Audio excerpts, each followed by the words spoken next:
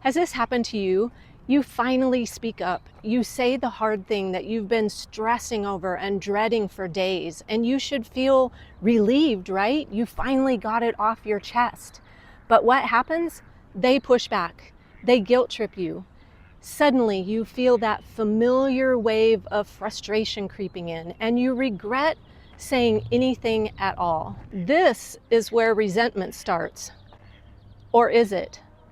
What if I told you their reaction isn't the problem? Today I'm sharing how I stopped being resentful no matter how people reacted to me, and I stopped giving away my peace and my power. I struggled for over 50 years with speaking up, and then when I finally did and people reacted negatively to me, I took that personally. I thought it was about me. It was hard enough to speak up and set the boundary in the first place, right? And then they make you feel like you did something wrong, like you said something wrong. And you end up feeling like you shouldn't have said anything at all. Why does this get to us so much? Let's unpack it. The first thing I figured out is that we were taught this hidden agreement, this lie per se. We were taught that our peace depended upon other people's reaction. Let me give you an example. When we were young, many of us, especially if you're female, were taught to be good, to be nice, and our behavior, a lot of our behavior was suppressed. Like, don't be angry. Good girls don't do that. They don't talk like that. They don't behave that way. We were taught that speaking up is wrong. Don't cry or I'll give you something to cry about. So in a way, we were subliminally taught, like unconsciously taught, that others' emotions, that how they felt depended on how we behaved, how we acted. So now as an adult, we have this relationship to how other people act to our emotions and how we feel.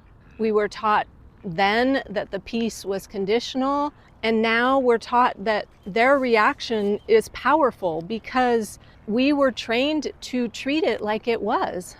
So now as adults, sometimes we think, if only they'd stop pushing my buttons, if they would stop doing that, I would feel better. The second thing I figured out is that humans love certainty. Have you ever thought, I sure hope they take this okay, or I sure hope they don't get upset?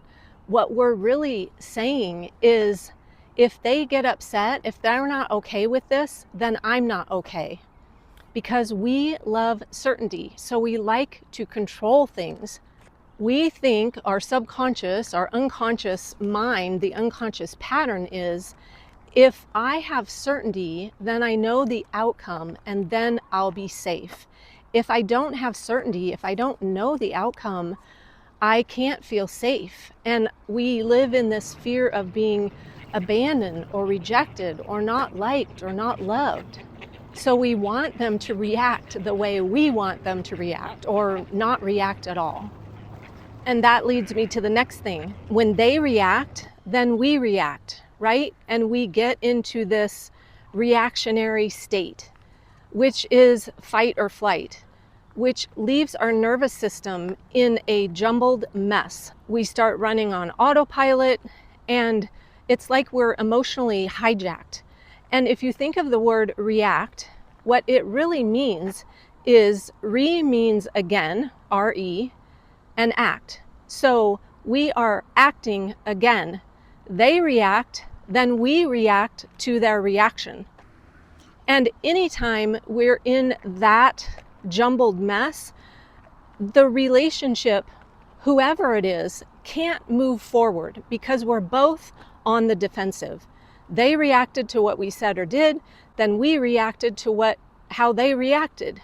This is not choosing response. This is reacting according to their behavior. And we just get pulled into their reaction. The fourth thing that helped me flip this around is realizing what resentment truly is. Resentment is a stored feeling of anger or bitterness. So this is not a one-time thing.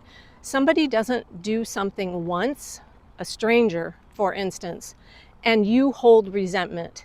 Someone can cut you off, on the road. You're not most likely going to hold resentment toward them because it's not a repeated offense.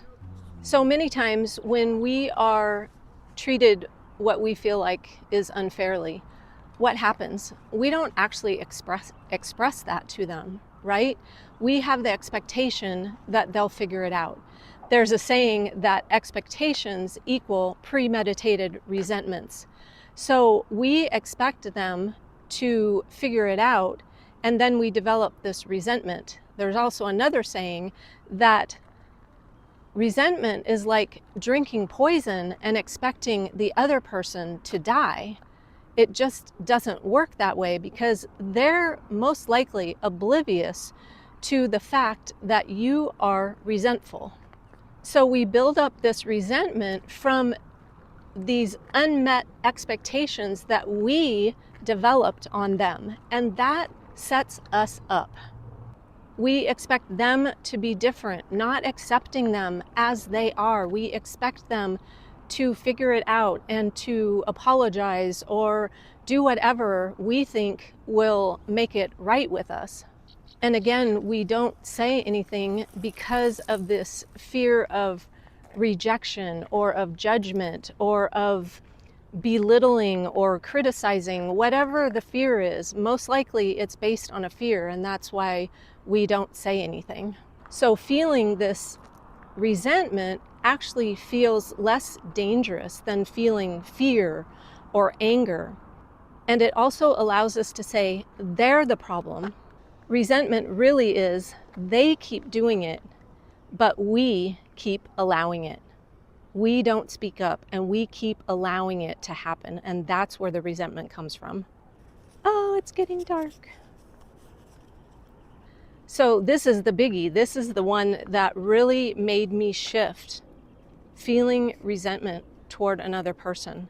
That is, resentment allows us to say, they did that to me. They made me feel this way. That is staying in victim mode. And if they did this to me, then what happens? I become powerless. I have no choice to change it if I think that all the power is in their hands, that they have to change in order for me to feel better. That makes me powerless, and that makes me a victim. So if they are responsible for how I feel, then I stay stuck and I feel like I have no choice, no way to get out of this stuckness unless they change. And when we're a victim, when we're in that, because that puts us in fight or flight, being a victim, when we're in that mode, the executive center of the brain shuts down and we can't see possibilities. We can't solve problems when that part of the brain is running slowly or is shut down. So we feel like we have no options. And the last thing that helped me resolve this is realizing that no one's responsible for my emotions, how I feel. And if I'm giving them that responsibility to make me feel better, then again, I am stuck in victim mode. But me setting boundaries, me speaking up, telling them the truth, these are not requirements for them. Boundaries, speaking our truth, is not something you do to someone else.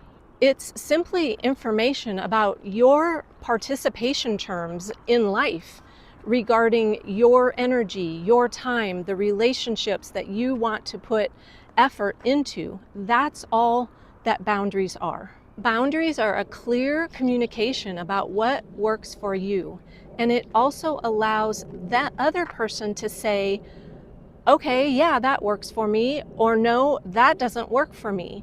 But that gives them a choice. And their reaction might be, if you haven't set boundaries or spoken up before with them, or keep going over the same thing again and again, right? You're repeating the thing that they're not hearing for whatever reason, but their reaction, if they have a negative reaction, that could just mean that this doesn't work for them, right? You being this new way of speaking up doesn't feel good to them because they're not used to it. But that doesn't mean you speaking up, you communicating, doesn't mean that you did something wrong. It doesn't mean anything. Their reaction doesn't mean anything about you. The goal isn't to convince them. The goal is to speak up, to tell your truth, to protect your peace and power. So now that you know resentment has been trying to tell you something all along, what do you think it's been saying to you? I'd love for you to share in the comments. And if you want to go deeper on this kind of work, the root cause stuff, not just surface fixes, I have a YouTube membership called The Inner Circle. It's a small intentional space for women who are done with the quick fixes and ready to actually understand themselves. It's $6 a month, no minimum commitment, and you can check it out by hitting the join button right below this video. If it feels like your kind of place, come on in. Hi, I'm Heidi. Thanks for being here and doing this work. It really matters. Before you go, I really think you'll want to watch this video where I go even deeper on resentment and what's underneath it. I'll see you there.